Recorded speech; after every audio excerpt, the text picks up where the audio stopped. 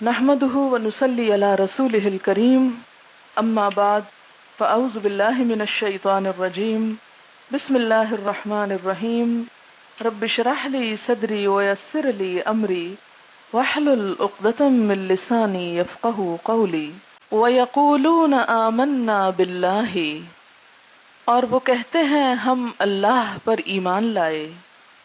کون کہتے ہیں؟ منافقین کہتے ہیں، صرف زبان سے اظہار کرتے ہیں اور دلوں میں کچھ بھی نہیں۔ آمنا باللہ و بالرسول، ہم ایمان لائے اللہ پر اور رسول پر، وَأَطَعْنَا، اور ہم نے اطاعت کی، صرف زبانی اطاعت کے دعوے۔ ثم يتولى فريق منهم من بعد ذلك، مگر اس کے بعد ان میں سے ایک گروہ اطاعت سے منہ موڑ جاتا ہے، عمل کے وقت عمل نہیں کرتا، کہتا بہت کچھ ہے کرتا کچھ نہیں۔ ایسے لوگوں کے بارے میں کیا حکم ہے؟ وَمَا أُولَئِكَ بِالْمُؤْمِنِينَ، ایسے لوگ مومن ہی نہیں۔ تو یہاں سے مومن کی تعریف یا مومن کی ڈیفینیشن کیا معلوم ہوتی ہے کہ وہ جو زبان سے بھی کہے، دل میں بھی اس کے وہی بات ہو اور عمل کر کے دکھائے۔ ایمان اطاعت کا نام ہے، صرف زبانی اقرار کا نام نہیں ہے۔ ایک اور جگہ پر آتا ہے اطیعوا اللہ و اطیعوا الرسول ان کنتم مومنین، اطاعت کرو اللہ کی اور اطاعت کرو رسول اللہ کی صلی اللہ علیہ وسلم، ان کنتم مؤمنین، اگر تم مومن ہو۔ ایمان کیا تقاضا کرتا ہے؟ اطاعت کا تقاضا کرتا ہے، بات مانو۔ اب اس معیار پر ہم ذرا اپنے آپ کو پرکھ لیں۔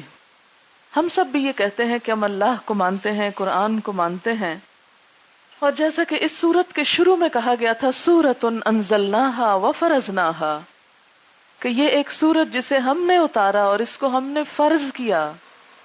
ہم نے اس کے فرض کو، اس کے اندر آنے والے ان احکامات کو جو خصوصاً خواتین سے متعلق ہیں، میرے اور آپ سے متعلق ہیں، ان کو اپنی عملی زندگی میں کتنا اپنایا۔ ایسا نہیں کہ ہماری عقل نہیں، ہماری سمجھ نہیں، کہ ہمیں اللہ کی بات سمجھ ہی نہیں آتی۔ اصل خرابی عقل میں نہیں، دل میں ہے۔ عقل تو سب کچھ سمجھ رہی ہے، دل نہیں مان رہا۔ اور منافقت دل کا روگ ہے، دل کی بیماری ہے۔ اسی لیے اللہ تعالی ان کے اس قول کو، ان کی اس بات کو کوئی وزن نہیں دیتے جس کے پیچھے عمل کی دلیل نہ ہو۔ اس اظہار کے لیے کہ ہم مومن ہیں، ماننے والے ہیں، اللہ تعالیٰ کیا ثبوت مانگتے ہیں، کیا دلیل مانگتے ہیں کہ عمل کر کے دکھاؤ۔ اور اگر عمل نہیں، ما اولئک بالمؤمنین، تو مومن بھی نہیں۔ وَإِذَا دُعُوا إِلَى اللَّهِ وَرَسُولِهِ، اور جب وہ بلائے جاتے ہیں اللہ اور اس کے رسول کی طرف، لِيَحْكُمَ بَيْنَهُمْ، کہ آپ ان کے درمیان فیصلہ کریں۔ اذا فریق منہم مورزون، تو ایک فریق یا ایک گروہ ان میں سے گریز کرتا ہے، منہ موڑتا ہے، آپ صلی اللہ علیہ وسلم کے پاس نہیں آتا، اسلامی قانون کے مطابق فیصلہ نہیں کروانا چاہتا۔ یہ منافقین کی ایک اور صفت بتائی گئی۔ جیسا کہ آپ جانتے ہیں کہ حضور اکرم صلی اللہ علیہ وسلم جس دور میں تشریف لائے تھے مدینہ میں، تو مدینہ میں آپ کی آمد سے پہلے آلریڈی یہودی علماء سرداروں کی عدالتیں موجود تھیں، جو لوگ فیصلہ کیا کرتے تھے لوگوں کے جھگڑوں کے دوران۔ نبی صلی اللہ علیہ وسلم کو جب ہیڈ آف دا اسٹیٹ مانا گیا، امیر ریاست مانا گیا، تو آپ کو بھی اتھارٹی دی گئی کہ آپ بھی لوگوں کے معاملات کا فیصلہ کریں۔ مسلمان سارے کے سارے اپنے معاملات میں حضور صلی اللہ علیہ وسلم کی طرف رجوع کرتے اور آپ سے فیصلہ چاہتے۔ لیکن منافقین کو جب یہ معلوم ہوتا کہ غلطی ہماری ہے اور ہمارے خلاف فیصلہ ہوگا تو وہ نبی صلی اللہ علیہ وسلم کے پاس جانے کی بجائے یہودی عدالتوں میں جاتے.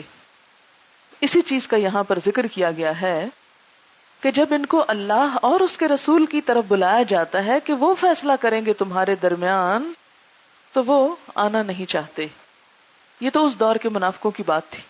آج کے دور میں بھی جو لوگ اسلامی قانون سے منہ موڑ کر غیروں کے قانون پہ راضی ہیں وہ بھی پھر اسی کیٹیگری میں شامل ہو جاتے ہیں کہ جن کو اللہ کے دین کے اسلام کے قوانین سے بیر ہے، نفرت ہے، عداوت ہے، اور غیروں کے قانون پہ راضی ہیں. وہ اپنے بارے میں پھر سوچ لیں کہ وہ کیا کر رہے ہیں، کیونکہ ایک مخلص اہل ایمان تو یہ کر ہی نہیں سکتا. یہ وہی کرے گا جس کے دل میں کوئی روگ لگا ہوا ہے، کوئی بیماری ہے.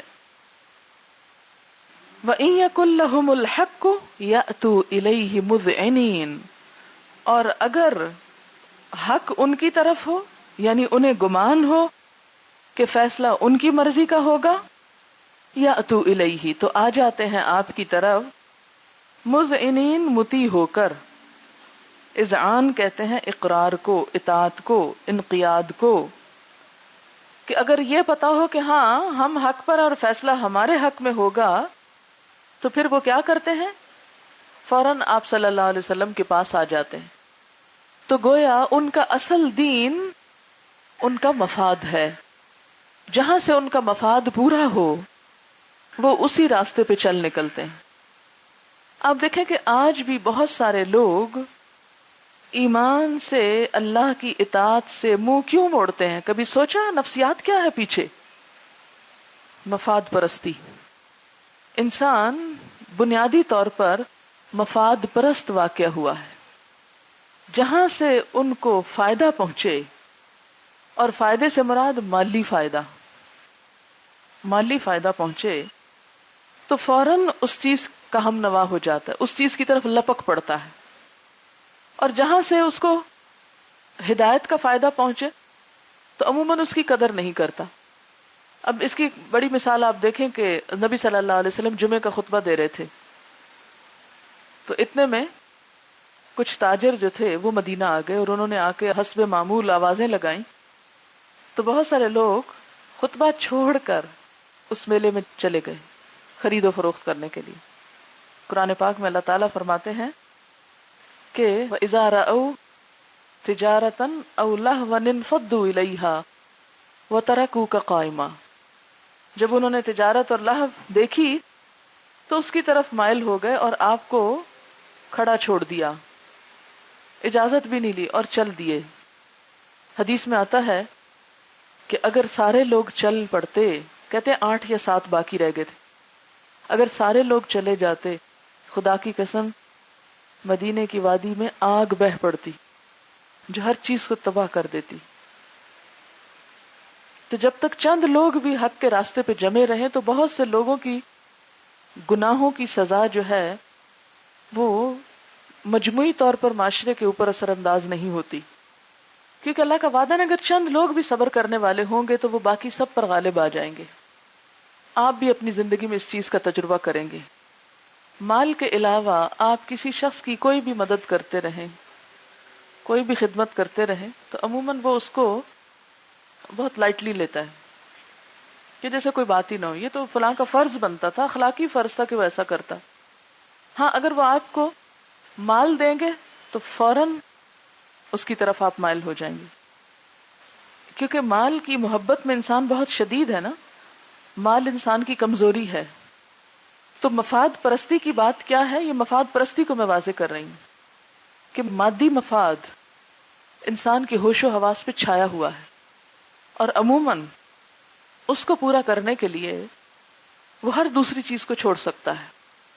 لیکن اہل ایمان کی پہچان کیا ہے کہ جیسے یہ پیچھے فرمایا رجال لا تلہیہم تجارت ولا بیع عن ذکر اللہ، جنہیں اللہ کا نور نصیب ہو جائے انہیں تجارت اور بیع اللہ کے ذکر سے غافل نہیں کر سکتی اور نہیں کیا کرتی.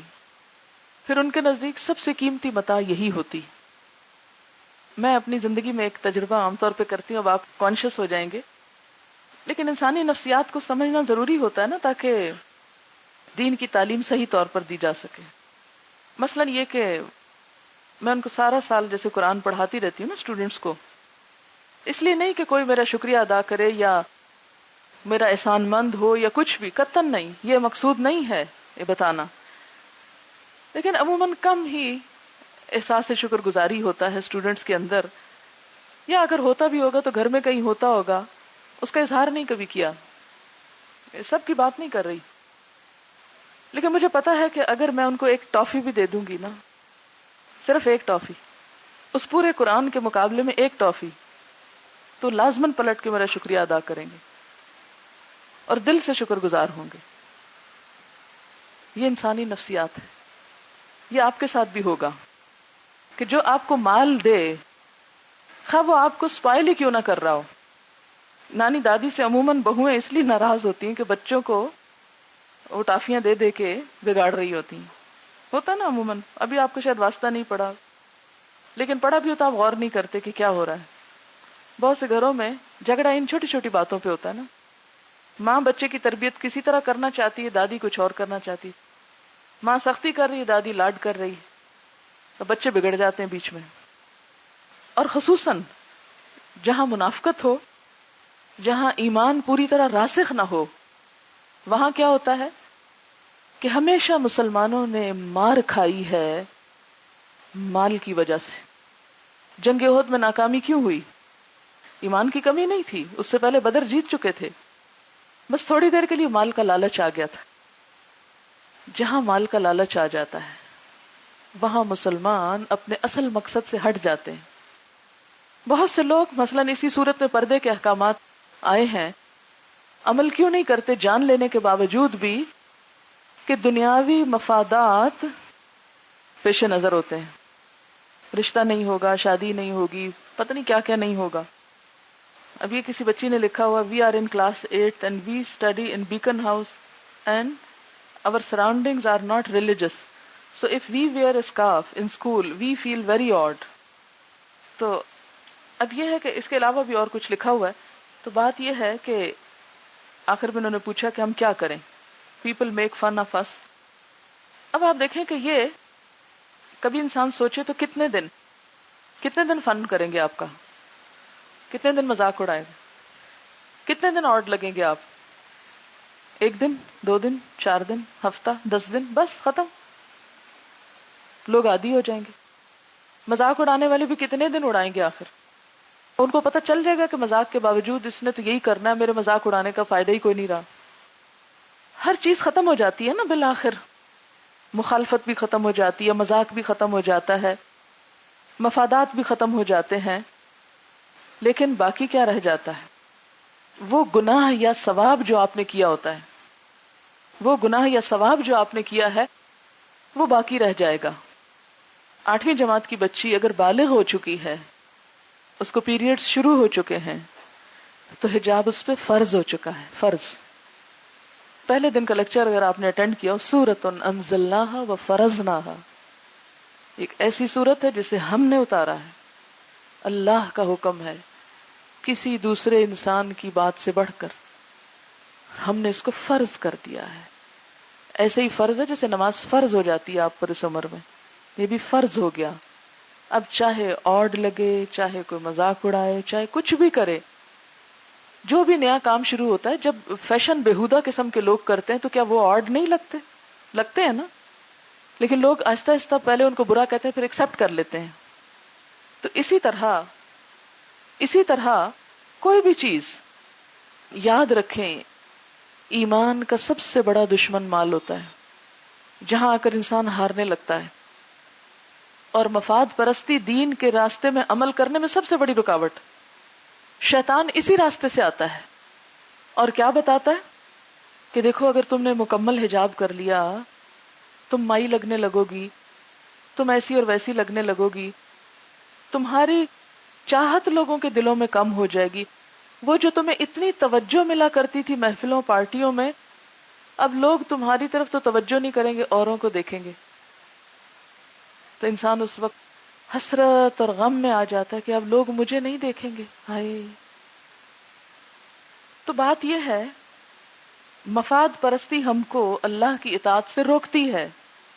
اسی لیے آپ دیکھیں کہ صحابہ کرام کے اندر سب سے بڑھ کر جو چیز آئی وہ استغنا تھا، بے نیازی، دنیا سے بے نیازی، دنیا کی زینت سے بے نیازی، دنیا کی شہرت سے بے نیازی، دنیا کی کسی بھی چیز سے بے نیازی۔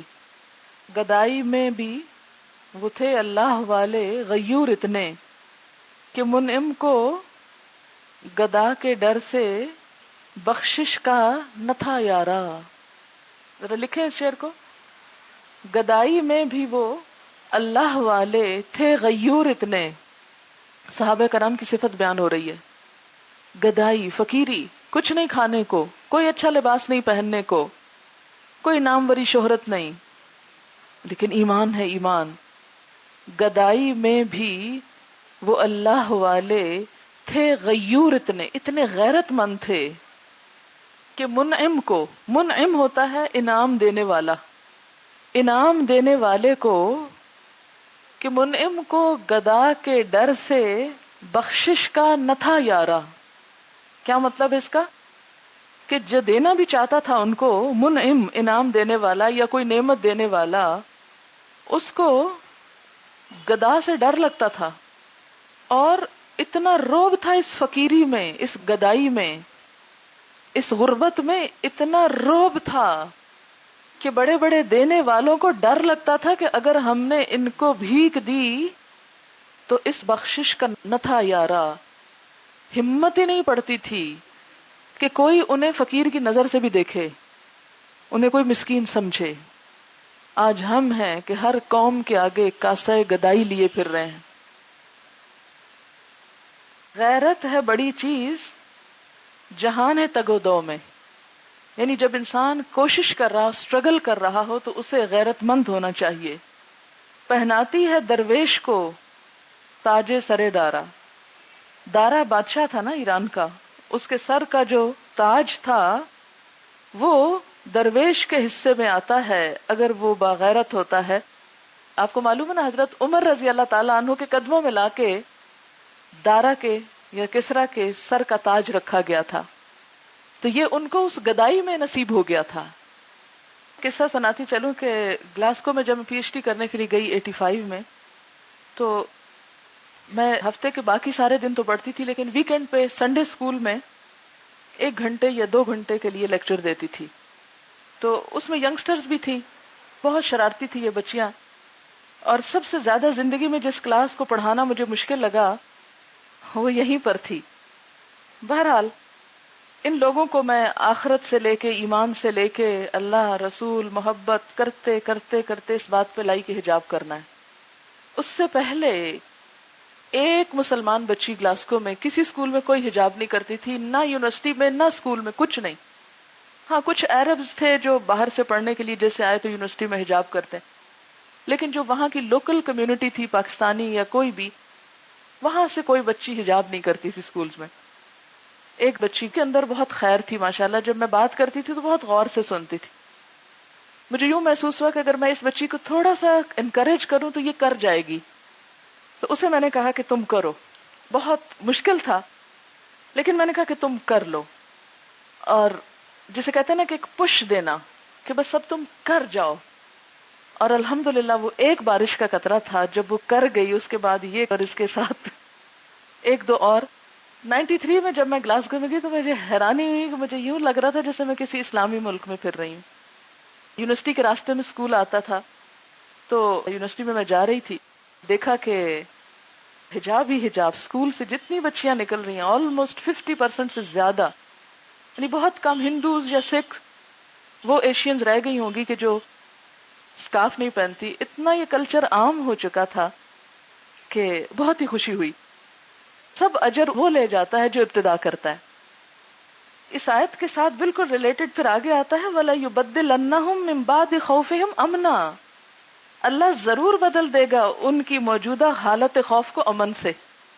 یہ جو آج ڈر لگ رہا ہے نا ان کو کسی اچھے کام کے کرنے میں، کل کیا ہوگا؟ امن ہو جائے گا اور پھر ایک چیز ایکسپٹ کر لی جائے گی. اللہ تعالیٰ بھی ہم سے یہ چاہتے ہیں کہ پہلا قدم تم اٹھاؤ اور 10 قدم میں آؤں گا تمہاری طرف. مدد پھر آئے گی جب تم قدم اٹھاؤ. تو چاہے کانپتے ہوئے اٹھائیں لیکن ایک اٹھانا آپ کو پڑے گا. السلام علیکم. میرا کبھی حجاب لینے کا ارادہ نہیں تھا اور میں بہت زیادہ فیشنیبل تھی، یعنی بہت زیادہ. اور اس بار بس کچھ ایسا ہوا کہ میں نے رمضان شریف میں الہدا میں کورس جو رمضان کا تھا انگلش گروپ کا وہ والا کورس رینک کیا. اور اس کے بعد مجھے خیال آیا کہ میرا دل کیا کہ میں کر لوں، لیکن مجھ میں ہمت نہیں تھی. تو میری کزن اس نے لاسٹ ایئر یہاں سے یہ کورس کیا تھا. وہ انگلینڈ سے واپس آئی کچھ دنوں کے لیے، تو میں اسے فون کیا. میں نے کہا میرا دل کرتا ہے، تو کہتی کر لو. میں نے کہا ایسا کرتے ہیں کہ ابھی عید کے بعد جو میری کزن کی شادی ہے نا لاہور میں، وہاں بہت زیادہ مذاق اڑے گا، بہت، کیونکہ ہماری فیملی میں کوئی نہیں کر سکتا نا یہ. میرا خیال ہے کہ میں تھاؤزنڈز میں شاید تھرڈ ہوں. تو میں نے کہا کہ بہت زیادہ مارکیٹ لگے گی، میں اس کے بعد کر لوں گی. تو کہتی ہے پھر کیا فائدہ، پھر اللہ کی خاطر تو نہ کیا ہوا نا. سوچ لو کس کے لیے کرنا ہے، لوگوں کے لیے کرنا ہے یا اللہ کے لیے کرنا ہے. میں نے کہا یہ تو ہے پر میں کیا کروں. تو کہتی ہے کہ دیکھو میرا بہت مذاق اڑا تھا، بہت. تم ایسے کرو، تم ایک ہیلپ لے جاؤ، وہ یہ کہ تم اللہ سے دعا کر جاؤ. آپ یقین کریں میں سوچتی تھی میں لوں نہ لوں، آج لوں کر لوں، واپس آ کر لوں گی. پھر میں نے میڈم سے بات کی کہ میں نے جوائن کرنا ہے. تو ابھی انہوں نے مجھے جواب نہیں دیا تھا، اور مجھے ایک دم یہ خیال آیا کہ اگر میں نے ان کے جواب کے بعد لیا تو پھر تو میں اس لیے لوں گی نا کہ انہوں نے ایکسیپٹ کر لیا اور میرے لیے ایک آسانی ہو گئی. تو پھر میں نے اللہ کے لیے تو نہ لیا. اور اگر میں ان کے جواب سے پہلے لوں گی تو وہ پیور اور پیور اللہ کے لیے ہوگا. اور وہ میرے دل میں بات بیٹھ گئی نا. وہ اتنا مجھے مطلب میں صحیح رات اس لیے نہیں سو سکی کہ اگر انہوں نے مجھے کہہ دیا کہ میں تمہیں نہیں لے سکتی، اور پھر میں نے حجاب شروع کر لیا ہوا، اور میں اسے چھوڑوں گی کیسے اور میں کروں گی کیسے اکیلی. لیکن مجھے صرف یہ ٹینشن تھی کہ پھر اللہ کے لیے نہیں ہوگا، پھر ان کے لیے ہوگا. تو میں نے صبح اٹھ کے میں نے نماز پڑھی، اس کے بعد میں نے 2 نفل پڑھے، اور میں نے کہا اللہ میاں جو کوئی جو مرضی کہتا رہے، بس مجھے فرق نہ پڑے کسی کی بات سے، مجھے کوئی دکھ ہی نہ ہو. کیونکہ میری جو کزن تھی نا وہ بہت روئی تھی لاہور جا کے. ہماری کزن کی شادی تھی، اس کو اتنا ٹارچر کیا گیا تھا کہ وہ رو رو کے پاگل ہو گئی تھی وہ. اور آپ یقین کریں کہ میرے خیال مجھے 1 گھنٹہ لگا پہنتے ہوئے. مشرق میں جاتی پھر میں اتار دیتی مجھے پورا تقریباً 1 گھنٹہ لگا ہوگا. اور آپ یقین کریں کہ پہننے کے 1 گھنٹے بعد مجھے یاد ہی نہیں تھا کہ میں نے پہنا ہوا ہے. مجھے بالکل یاد نہیں تھا. میں اس طرح اندر باہر جا رہی ہوں، جو مجھے دیکھے وہ اتنی حیران لک سے نا، تم پاگل ہو گئی، یہ تم ہو، یہ تم ہو. اور میں کہوں کیا ہوا ہے، مجھے کیا ہوا ہے، بیکاز مجھے فیل ہی نہیں ہو رہا تھا کہ میں نے کوئی عجیب کام کر لیا نا. اس کے بعد میں لاہور گئی، اور وہاں یہ حال تھا کہ پہلے تو جس میری کزن کی بیٹی کی شادی تھی، تم نے مجھے دیکھ کے کہا اوف تم نے میرا دل توڑ دیا، تم نے کیا کیا. اس کے بعد ان کا خیال تھا کہ شاید یہ ٹریولنگ کے لیے کوئی چیز ہے، اب اتر جائے گی. پھر نہیں اتری. پھر میں شادی پہ گئی، اور یو کانٹ امیجن کہ انہوں نے they tried to tear it off my body really، کہ وہ اس طرح نا اس کو پکڑ کے کھینچتی تھی کچھ لوگ وہاں پہ کہ اس کو اتارو، یہ تم نے کیا پہنا ہوا ہے، تم زیادہ مسلمان ہو گئی ہو، ہم مسلمان نہیں ہیں. اور انہوں نے اتنی کوشش کی. جتنے بوائز تھے ان میں سے کسی کو they are my cousins اور ہم لوگ بہت فرینڈلی ہیں، لیکن انہوں نے مجھ سے بات نہیں کی. انہیں سمجھ نہیں آتا تھا کہ ہم اس سے کیا بات کریں یا نہ کریں. ایک میرا کزن چھوٹا تھا بچہ نا، وہ میرے بہت کلوز ہے ہاں. اور وہ کمرے میں آیا اور میری طرف دیکھ کے نا پھر پیچھے ہو گیا. پھر اپنی اماں سے کان میں کہتے ہم نے جانا ہے KFC، تو صوبیہ ابا سے کہیں کہ ہمارے ساتھ چلیں. اس میں ہمت نہیں تھی بچے میں. وہ اتنا کنفیوز ہوا مجھے دیکھ کر کہ وہ کیسے میرے سے بات کرے نا. لیکن اب یہ ہے کہ وہی لوگ یہاں آئے ہوئے ہیں اور وہ اتنے عادی ہو گئے ہیں کہ ان کو یہ اور نہیں لگتا کہ میں سارا دن ان کے سامنے سولیے میں پھرتی ہوں. اور یہ کہ ایک آپ کو بہت بڑی ہیلپ ملے گی اگر آپ اللہ سے دعا مانگیں. پھر آپ پہ کسی کی بات کا اثر ہی نہیں ہوگا. ہرٹ تب انسان ہوتا ہے جب اس کے ایموشنز پہ افیکٹ ہو کسی بات کا. جب آپ اگنور کر جائیں گے، جب آپ کو ہنسی آئے گی ان کے مذاق اڑانے پہ، تو آپ انجوائے کریں گے یہ بات. میں نے بہت انجوائے کیا لاہور جانا، اتنا انجوائے کیا کہ شاید زندگی میں نے کہیں شادی انجوائے کی اتنی. ایکچولی میں یہ اگر شیئر نہیں کروں آپ سے اور کل کو صبح اٹھوں تو مجھے وہ ہو جائے گا، I'll regret it. But it's important that you know کہ I was a trend setter. in my group, leader of the group, right? तो ये स्पेशली उन लोगों के लिए, उन लड़कियों के लिए जो ट्रेंड सेटर्स हैं, who are a little strong in their personality. और आप लोगों को पर्सनालिटी की स्ट्रेंथ अल्लाह सुब्हानहू व तआला ने इसलिए दी है कि उसको यूज करें. तो आपको पता है कि ईद के दिन डिस्कोथेक में कौन जाता है? ईद को मनाने के लिए डिस्कोथेक कौन? यानी I was such A trend setter कि जो बेचारे अच्छे खासे लोग थे जो कभी डिस्कोथेक गए नहीं थे, उनको मैंने इनकरेज करके डिस्को लेके गई हूँ ना रात को. ईद के दिन मेरे हस्बैंड, मैं और सब कपल्स जाकर we boogied all night and we came back on Eid night. तो basically I was a trend setter. जब मैंने दीन पढ़ा और मुझे ये एहसास हुआ कि अल्लाह कुरान में ये कह रहे हैं कि हिजाब इज फर्द लाइक द सलाह इज फर्द, तो मैंने अपने हस्बैंड से कहा I am going to where it. उन्होंने कहा you are going to embarrass me. I said you know I either embarrass you और embarrass my self in front of अल्लाह. या तो आपको एम्बैरस करूँ या अपने आप को एम्बैरस करूँ अल्लाह के सामने. उन्होंने कहा ठीक है, लुक प्रिटी, अच्छी लगो जरा सी. सो I went and designed a dress pretty हिजाब के साथ. और हम लोग न्यू ईयर्स और क्रिसमस पार्टीज मनाते थे. उसमें मिक्स गैदरिंग्स होती थी, औरत भी मर्द भी, लड़के लड़कियां, डांस एंड एवरीथिंग एल्स. तो मैंने न्यू ईयर ईव पे हिजाब पहन कर गई हूँ, right? And people passed out, hit the ceiling कि इसने हिजाब पहना. But anyway the point of the matter is accept कर लिया और जो बाकी की फ्रेंड्स हैं उन्होंने भी पहन लिया.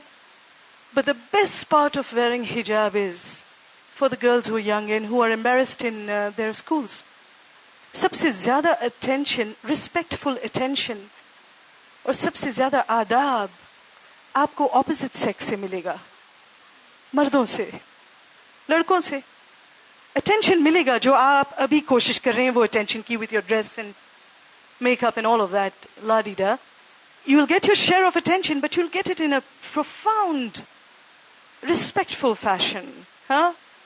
जहां भी आप जाएंगी. एक बार ये इत्तेफाक हुआ कि मैं और मेरी चंद स्टूडेंट्स ट्रेन में ट्रैवल कर रहे थे न्यूयॉर्क में. और ट्रेन में आपको पता है सब सीट्स के लिए भागते रहते हैं मोस्ट ऑफन. और बहुत मजा आई. Cute story. वहां ड्रग एडिक्ट्स और जो शराब पीते हैं वो बहुत सारे होते हैं, राइट? तो एक शराबी वो 5 सीट्स लेकर बैठा हुआ था, एकदम पैर वैर फैला कर ना. और ऑफिस आवर्स थे, इट वाज रियली पैक्ड. मैं और मेरी चंद स्टूडेंट्स हिजाब में खड़े हुए थे. And this guy comes and says, hey you out there.